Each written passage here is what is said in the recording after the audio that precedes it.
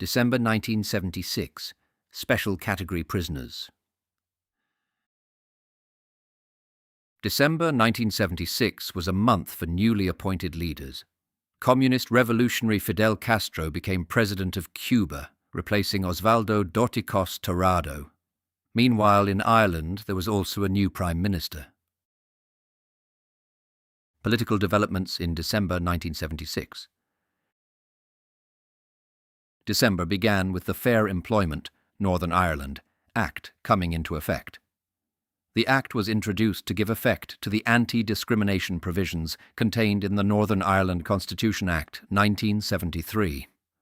The Fair Employment Act established the Fair Employment Agency, which had two main functions.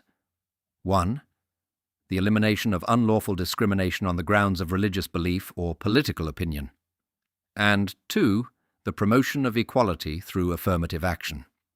The Act proved not to be strong enough, and further legislation was introduced. A command paper was published in May 1988, entitled Fair Employment in Northern Ireland, followed by the Fair Employment Act in 1989. The Fair Employment Commission for Northern Ireland was subsequently incorporated into the Equality Commission for Northern Ireland. On the 3rd of December, Patrick Hillery became the President of the Republic of Ireland. The following day, the annual conference of the SDLP debated a motion calling on Britain to declare its intention of withdrawing from Northern Ireland. The motion was defeated by 158 votes to 111.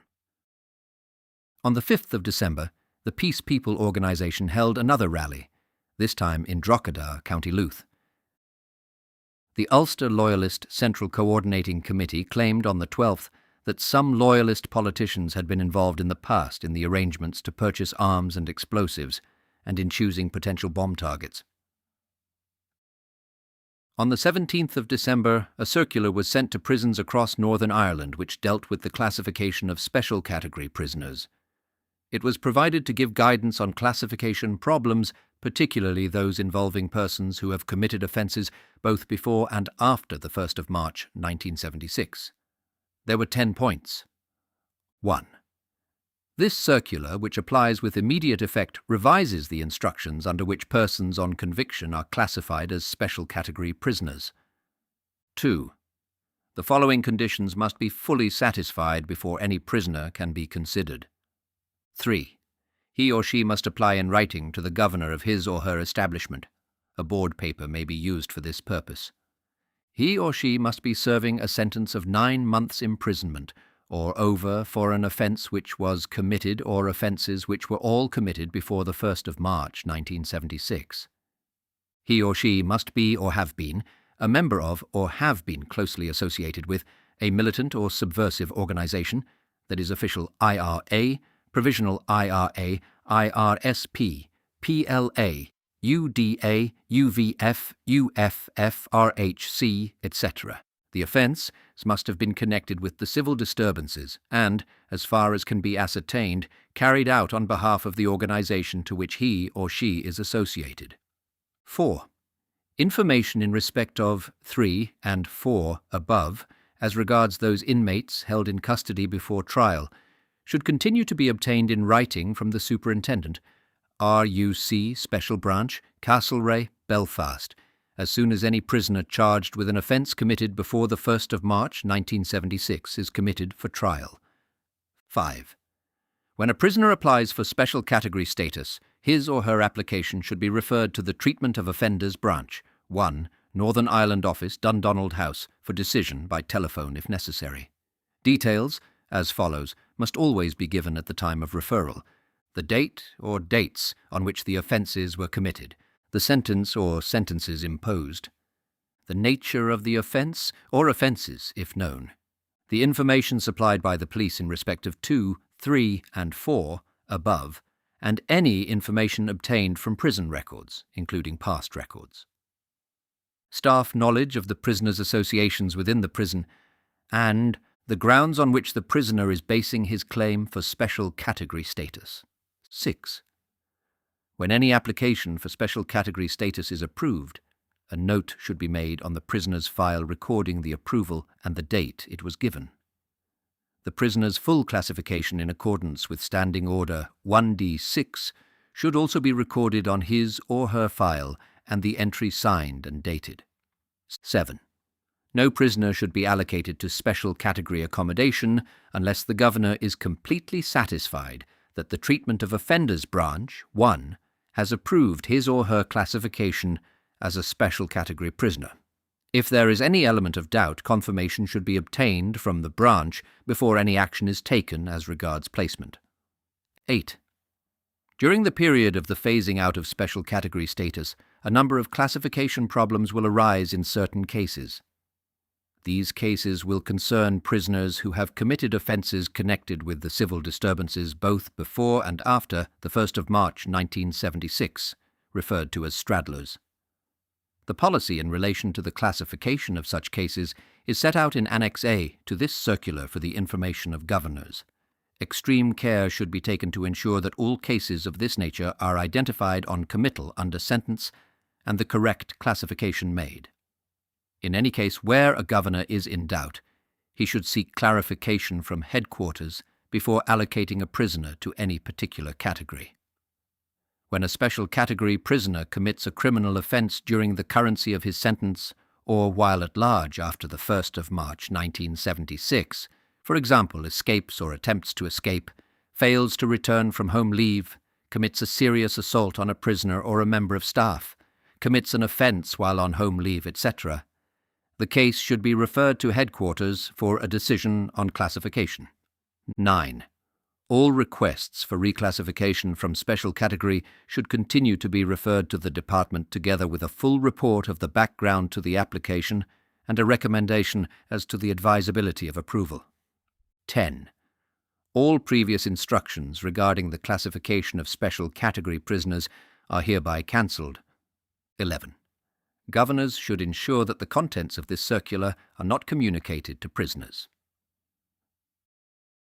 December finished with the IRA holding a 3-day ceasefire over the Christmas period, 25th to 27th of December 1976. Shootings and beatings in December 1976. December 3rd.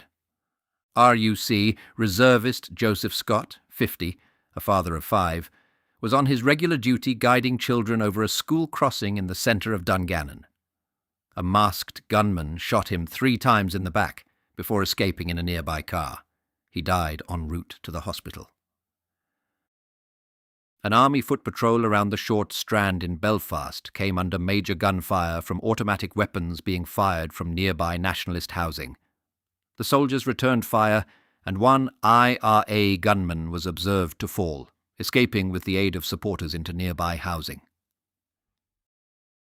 December 5th.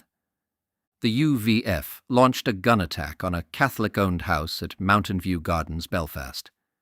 Gunmen knocked at the door and, as 14-year-old Geraldine McKeown peered through the blinds, they opened fire. She died on the 8th of December. The house was in a mixed area. December 7th. In Glengormley, North Belfast, 3 masked men driving a stolen car parked outside a prison officer's house. One of the assailants got out and shot at the off-duty officer but missed. The car was abandoned in the Old Park area of Belfast. December 11th. British soldier Howard Edwards, 24, was shot and killed by an IRA sniper while on patrol in the Bogside area of Derry. December 13th. Civilian Roy Young, 23, was shot whilst trying to stop a bomb attack at his workplace at Hall's Brush Factory on Wilson Street in Belfast. December 15th, RUC officer Norman Campbell, 19, was shot and killed by an IRA unit while manning a security barrier in Portadown. Barman Patrick McGowan, 25, was shot while inside the Mockingbird Bar in Reddy, County Armagh. December 18th. Civilian John Savage, 17, was shot while travelling in a stolen car on the Springfield Road in Belfast. December 20th. Thomas Easton, 22, a member of the UDA, was beaten to death by members of the UVF on Forth River Road, Glencairn, Belfast. The killing was part of a feud between the two loyalist groups. December 26th, civilian Paul Kerr, 23, died 3 days after being shot while being involved in a burglary at a house on Granville Road in Dungannon. December 29th. Civilian security guard James Liggett, 67, died 2 weeks after being shot trying to stop a bomb attack on the Tavern Bar in Edenderry, Portadown. The attack was later described in court as a joint operation involving the IRA and the INLA. The People's Liberation Army claimed responsibility. Bombings in December 1976. December 1st. An IRA rocket hit a British APC in Belfast. No injuries were reported. December 3rd. The IRA bombed the Spar Foodliner supermarket in Belfast. Nearby houses on St Ives Gardens on Stranmillis Road suffered collateral damage. December 4th.